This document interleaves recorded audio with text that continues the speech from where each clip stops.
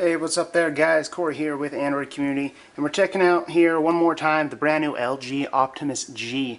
And as you can see here, I got a quick browser loaded up, but this is more of just kind of a hardware software tour, a little hands-on video review. We've already unboxed it and showed you plenty about this brand new Optimus G. So for now, let's basically just talk about the phone here. Obviously we know almost everything already about this. You should be aware of all the top-end, just, ultimate high-end specs here. That 4.7-inch HD display. It's a IPS Plus True HD. So we have a pretty bright, pretty crisp screen here from LG.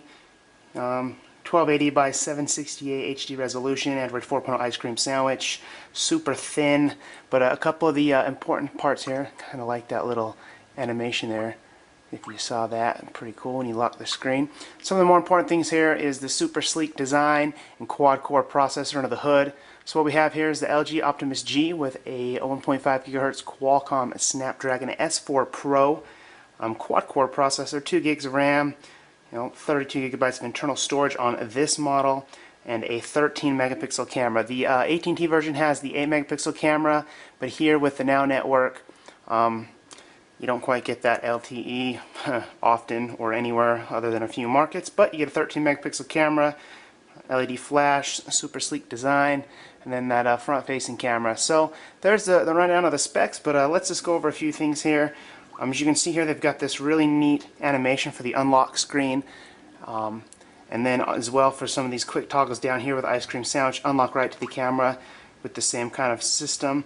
You just swipe there. So it's actually really cool here. You got Google Chrome loaded, and then same thing here. When you unlock the screen, it's right to where you are. Kind of cool. But one thing that I wasn't really the biggest fan of here is the obvious Samsung TouchWiz kind of things here with the water droplets. You can hear those little water droplets on the screen. But as far as actual changes to Android 4.0 ice cream sandwich, no Jelly Bean here yet. LG promises that is coming soon. But pull down this notification bar. Quick memo right off the top here. And then a couple of those other widgets we're used to. I do like you can kind of see what's on the background here when you pull the toggle down. But a quick memo, you can click there and then draw on the screen, almost like note-taking features. Or if you push and hold the volume up and down at the same time, click it, it goes into a little bit of a toggle mode there.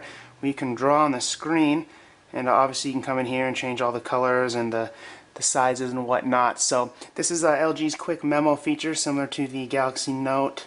Go ahead and hit home and wipe out of that. And then as you can see, as you whip through the screens here, oops, is extremely quick and fluid. And going a couple of those app trays here, a couple different things, downloads, widgets.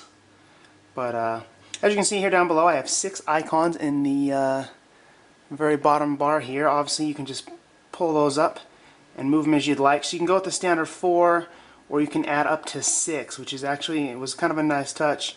I kind of liked it that LG provided that option, where you can really just make this any way you'd like it. So it's kind of like a custom home launcher in a way. A lot of people are fans of custom launchers with Android.